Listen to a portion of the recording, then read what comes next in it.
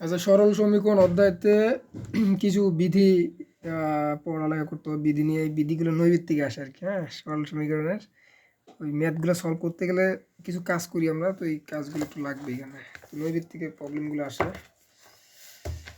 তো এটা বইয়ের মধ্যে প্রথম দেওয়া আছে। যে এই যে যোগ ও গুণের বিনিময় বিধি, গুণের বন্টন বিধি। আচ্ছা, তো 1 নম্বর আমরা 6টা বিধি আছে মোটামুটি। আমরা 1 নম্বর আলোচনা করছে বিনিময় বিধি। এটা নৈর্ব্যক্তিকের জন্য আসে আর কি বেসিক্যালি, আর কোনো কিছু না। বিনিময় বিধি এগুলো আমরা ম্যাথেই সলভ করি। আচ্ছা, বিনিময় বিধি বিনিময় বিধির মধ্যে দুইটা আছে, একটা যোগের, একটা হলো যোগের ক্ষেত্রে, একটা হচ্ছে গুণের ক্ষেত্রে। ওকে ওকে তো যোগের বিনিময় বিধি, এর একটা হলো যোগের, একটা গুণের। বিনিময় বিধিটা কি? এটা এবার বলে যে এবার নৈর্ব্যক্তিক থাকতে পারে এ আর বি সমান সমান বি আর এ লেখা যায়, এইটা হলো বিনিময় বিধি। মানে এ আর বি যে কথা, বি আর এ একই কথা। এটা এখন কেমনে বুঝবো আমরা? 2 আর 5 যে কথা, এটাকে ঘুরি লেখা যায় 5 আর 2 একই কথা, মানে দুইটাই যোগ করলে 7 হবে। ঠিক আছে, 2 আর 5 যোগ করলে 7 হয়, আবার 5 আর 2 যোগ করলে 7 হয়। অর্থাৎ এটা যদি আমরা এ বলি, এটা যদি বি বলি, তো 2 যোগ 5 যে কথা, আবার এই যে বি যোগ এ একই কথা। অর্থাৎ উল্টায় আমরা লিখতে পারি জিনিসটাকে। ওকে, এই জন্য বলো যোগের বিনিময় বিধি কি? বিনিময় বিধি হচ্ছে যোগ, এই যোগ চিহ্ন থাকবে যোগের ক্ষেত্রে, এই যে বি যোগ এ সমান বি, এ যোগ বি সমান বি যোগ এ। তার মানে আমরা একটা জিনিস বলতে পারি যে 10 যোগ, আচ্ছা 10 যোগ 20 সমান যে কথা, 20 যোগ 10 একই কথা। এইটা হলো বিনিময় বিধি, মানে এক্সচেঞ্জ করে লেখা যায় যোগের ক্ষেত্রে। আচ্ছা, যোগের বিনিময় বিধি গেল। নৈর্ব্যক্তিক দিয়ে বলবো যে এইটা কোন বিধি, মানে এই জায়গাটা কোন বিধি, মানে তখন বিনিময় বিধিটা দাগাইতে হবে। ঠিক আছে, গুণের বিনিময় বিধি। গুণ মানে কি? দুটো জিনিস একসাথে থাকবে। এই যে 2 গুণন 5 যে কথা, এটাকে সমান 5 গুণন 2 একই কথা, মানে 5 দুগুণ 10, 5 দুগুণ 10 এটা আসবে। হ্যাঁ, কিন্তু আগে আর পিছনে লিখতেছি, ব্যাপারটা এটা। ঠিক আছে, তেমনি আমরা এবার এটাকে বলতে পারি যে এ আর বি যে কথা সমান সমান বি আর এ একই কথা, কারণ এই দুটা গুণ অবস্থায় আছে, এক্সচেঞ্জ করলে কোনো সমস্যা নাই, মানে এগুলো কোনো পরিবর্তন হচ্ছে না। এই যে বিনিময় করে গেছি, এইটা এখানে গেছে, এইটা এখানে গেছে, বিনিময়। তার মানে এখন কেউ যদি বলে যে 10 ইন্টু এ সমান সমান এ ইন্টু 10 লেখা যায়, একই জিনিস।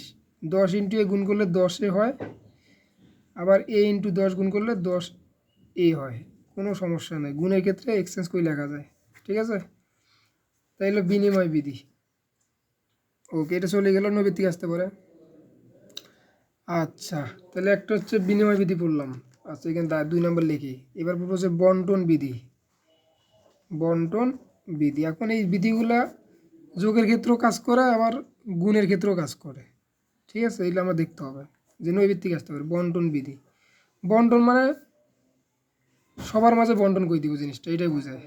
যে আমরা এখন যদি 2 এইখানে আছে, ব্র্যাকেট দিয়ে আমি কি একটা দিলাম 3 আর 6, এই 2টাকে আমরা বন্টন করে দিতে পারি। হ্যাঁ, সবার মাঝে 3 দুগুণ 6, 6 দুগুণ 12, তারপর তো যোগ করলে আমাদের হবে, এটা আলাদা। এই যে বন্টন করে দিলাম 2 এর সাথে এইটা হলো বন্টন বিধি। ঠিক আছে, এই যে গুণ করে দেওয়া, তাহলে আমরা বলতে পারি এ আর বি, এর সামনে যদি একটা সি থাকে, এই যে আমরা সিটাকে কি বন্টন করে দেবো, মানে গুণ করে দিব। তাহলে সি দিয়ে গুণ করলে এসি, আবার সি দিয়ে গুণ করলে বি সি। ঠিক আছে, কিন্তু আমরা এইটাকে উল্টাপাল্টা করে লিখতে পারি, যে সিও লিখতে পারি, আবার কি সি বিও লিখতে পারি। এই জিনিসটা আবার কি বিনিময় বিধি হয়ে যাচ্ছে, কোনো সমস্যা নেই। তা বন্টন বিধি মানে কি? এই যে বইয়ের মধ্যে এখন আছে এগুলো, এ বি সি যে কোনো মানের জন্য। ওকে, এই যে এটা বাইরে থাকলো, এটা নৈর্ব্যক্তিক থাকবে, এটা বাইরে থাকবে বিএসসি, এটা কোন বিধি? বলতে হবে এটা বন্টন বিধি, কারণ এটা এখন গুণ করে দিব বি এ আর হলো এ সি, এই যে গুণ করে দিলে বুঝতে হবে এটা বন্টন বিধি। ঠিক আছে, ওকে। আবার বলি এ ইন্টু বি প্লাস সি, এটা যে কথা, বি প্লাস সি এ একই কথা, এটা সামনে দিলে যে কথা পিছনে দিলে একই কথা, গুণে গুণে মান পরিবর্তন হবে না। যদি কেউ বলে 2 ইন্টু 5 যোগ 2, এটা যে কথা 5 যোগ 2 2 একই কথা, এটা পিছনে থাকলেও যে মান বাড়াবে সামনে থাকলে একই মান বাড়াবে। এগুলো হচ্ছে সমীকরণ লাগে আমাদের। তাহলে একবার দেখতে হবে কোনটা কোন বিধি। যে যোগের বিনিময় বিধি, এইটা যোগের বিনিময় বিধি, এ প্লাস বি এটাকে বি প্লাস এও লেখা যায়। আর গুণের বিনিময় বিধি বি এ, আবার এইটা লিখে দিয়ে বলবো যে এটা কোন বিধি। আর গুণের বন্টন বিধি এই জায়গাটা লিখে দিয়ে বলবো যে কোন বিধি, হ্যাঁ নৈবিত্তিক দেখাইতে হবে। ওকে, তার হলো পক্ষান্তর বিধি। হ্যাঁ এগুলো তো আমরা নৈবিত্তিক এগুলো তো ম্যাথেই সলভ করি সবসময়। পক্ষান্তর বিধি, পক্ষান্তর বিধি খুব ইজি। এই যে পক্ষান্তর বিধি এটা।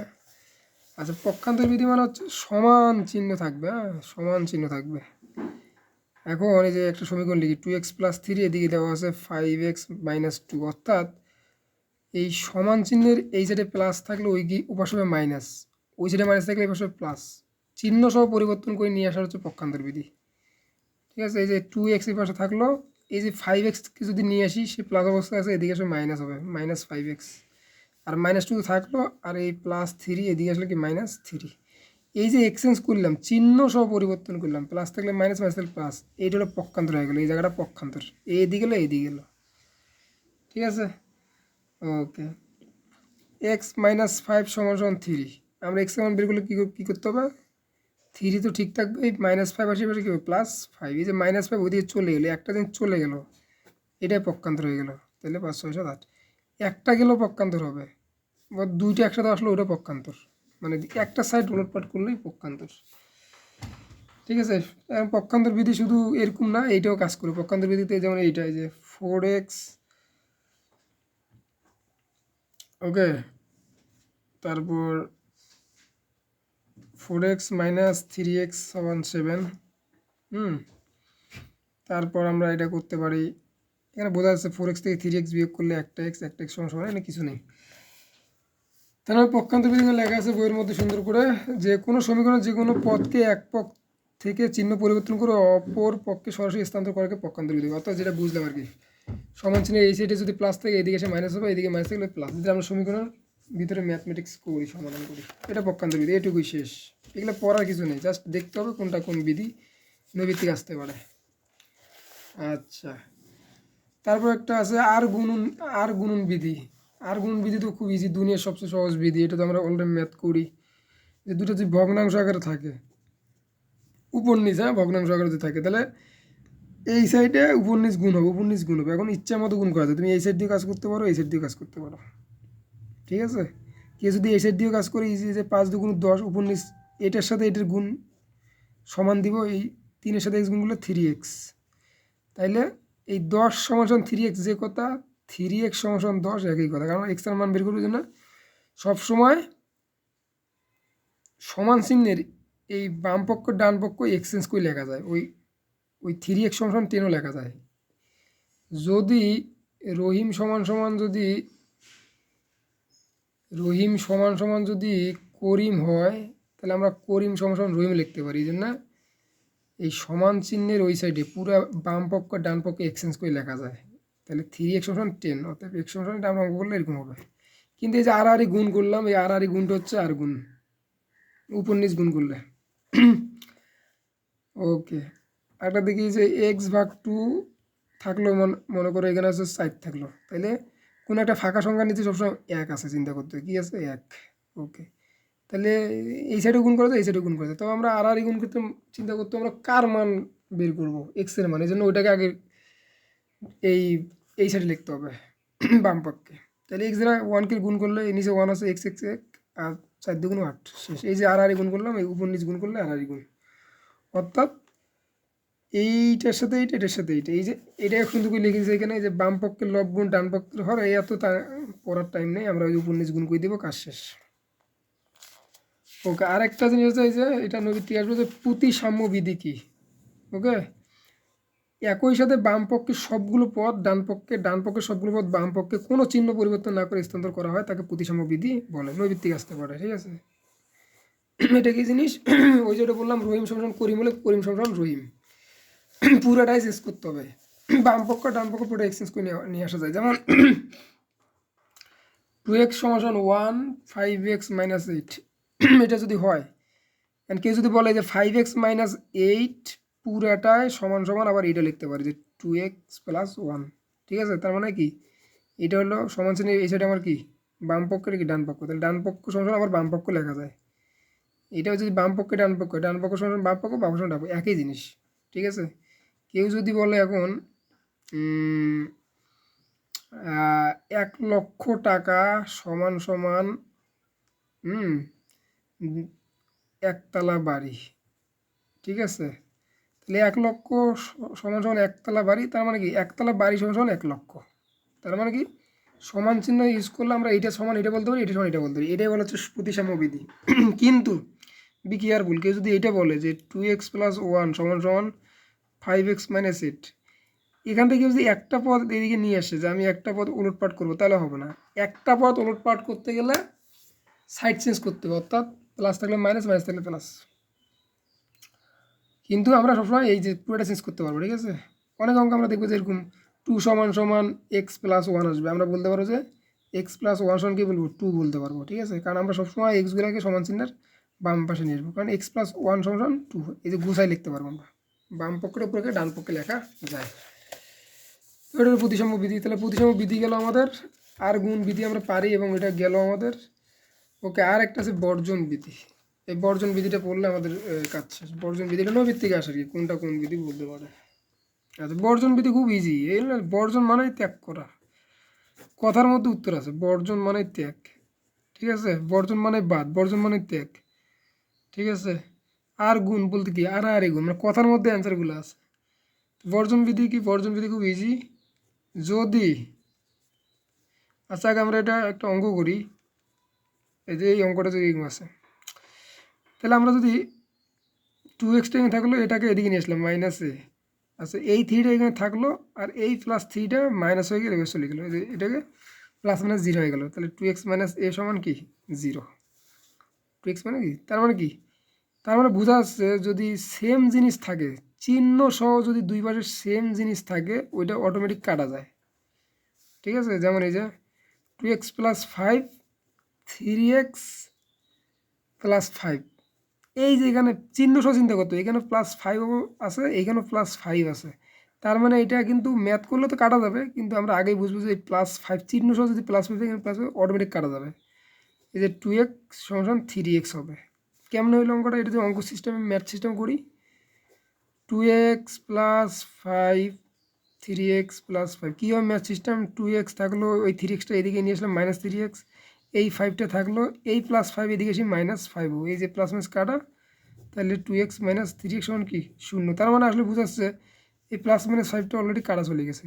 এই জন্য এটা গেলে বর্জন বিধি বলতে বোঝায় যদি সেম জিনিস থাকে দুই পাশে, সেম জিনিস থাকে তখন তাকে বর্জন করা যায় চিহ্ন সহ, ঠিক আছে? কিন্তু ম্যাথ করলে ওটা আমরা তো কাটতেই পারবো, কিন্তু আগে আমরা বুঝতে পারবো যে যদি এরকম থাকে যে এই যে এখানেও -5 এখানেও -5 চিহ্ন সহ -5 অটোমেটিক কাটা যাবে, কিন্তু আমরা এটা কাটবো না আর কি। আমরা বুঝবো যে এখানে যে প্রক্রিয়াটা যে বিধিটা ইউজ হবে সেটা হলো বর্জন বিধি। তাহলে এটা হলো বিয়োগের ক্ষেত্রে, তাহলে এখানে সামনে বিয়োগ চিহ্ন আছে, বিয়োগের বর্জন বিধি, আর যোগ চিহ্ন থাকলে যোগের কি বর্জন বিধি, ঠিক আছে? আর হলো গুণের বর্জন বিধি আছে, এই যে বইয়ের মধ্যে আছে বর্জন বিধি, এই যে গুণের বর্জন বিধি। আচ্ছা, খুব ইম্পর্টেন্ট জিনিস এগুলো হচ্ছে নৈবিত থেকে লাগবে, এগুলো তো আমরা ম্যাথমেটিক্স করতেই পারি।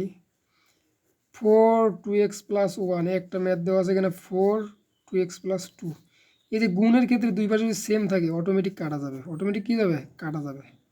তো এটা হলো গুণের বর্জন বিধি, কারণ কি এটা গুণ অবস্থায় আছে আর আমরা এটাকে বর্জন করে দিচ্ছি, এই জন্য গুণের বর্জন বিধি বোঝাচ্ছি এটা। তো এটা কেমনে কাটা যায় ম্যাথ হিসেব করলে, যে এক্স প্লাস 1 থাকবে, 4 থাকলো, এক্স প্লাস 2 থাকলো, ঠিক আছে?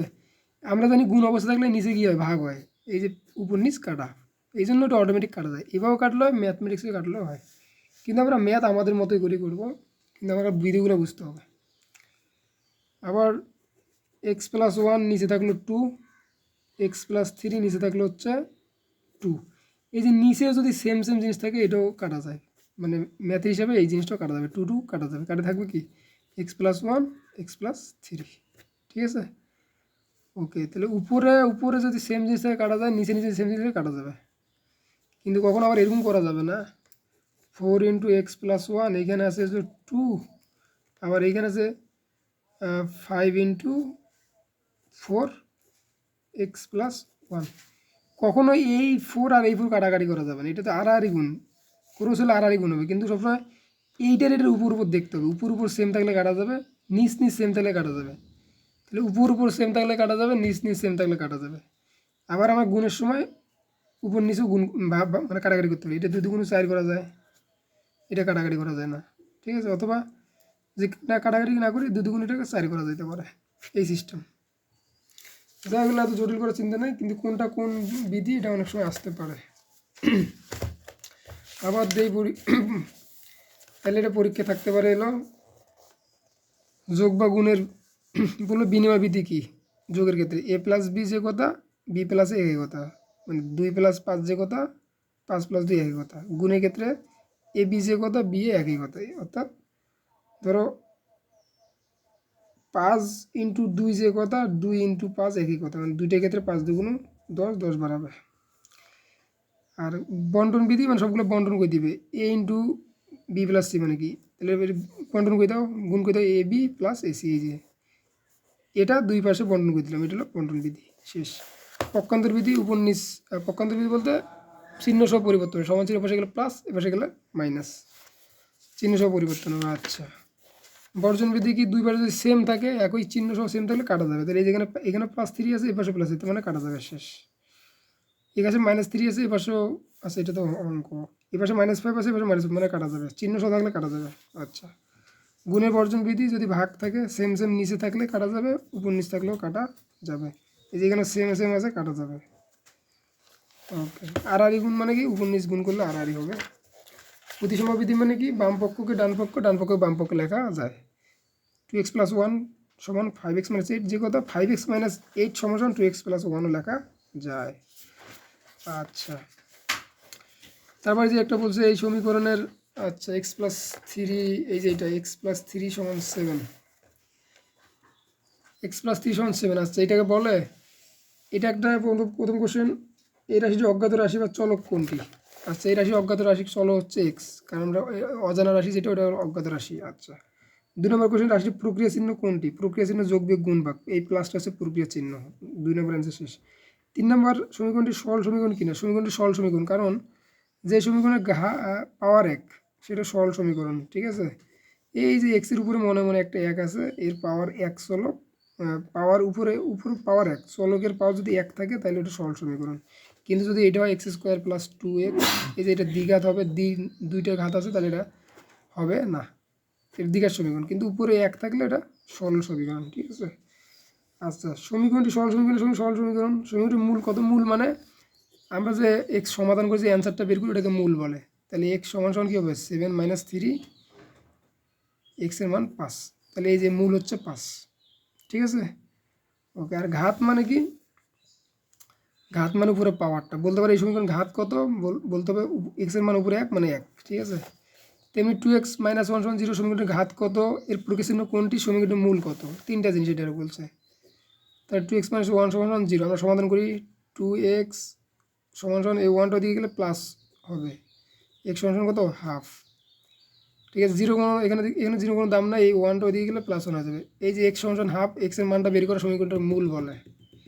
তাহলে ঘাত কত, এখানে বোঝা যাচ্ছে x এর উপরে কেউ নাই বলতে 1, চলকের উপরে যে পাওয়ারটা ওইটা তার ঘাত, তাহলে ঘাত হলে 1।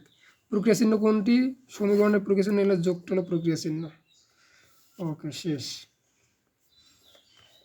তাহলে সরল সমীকরণ কাকে বলে আর সমীকরণ কাকে বলে এখানে সংজ্ঞা দেওয়া আছে।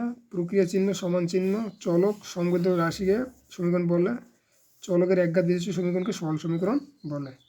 এটা আরও একদিন বলছিলাম। সমীকরণ বলতে কী বোঝায়, এই যে x + 2 = 7, এটা সমীকরণ, অর্থাৎ সমীকরণ হইতে গেলে চলক থাকতে হবে, যে একটা অজানা রাশি থাকতে হবে, এবং প্রক্রিয়া চিহ্ন যোগ বিয়োগ গুণ বা যে কোনো একটা থাকতে হবে, যোগ আছে, এবং সমান চিহ্ন থাকতে হবে, যে সমান চিহ্ন থাকতে হবে, এই তিনটা জিনিস থাকলে একটা সমীকরণ হয়।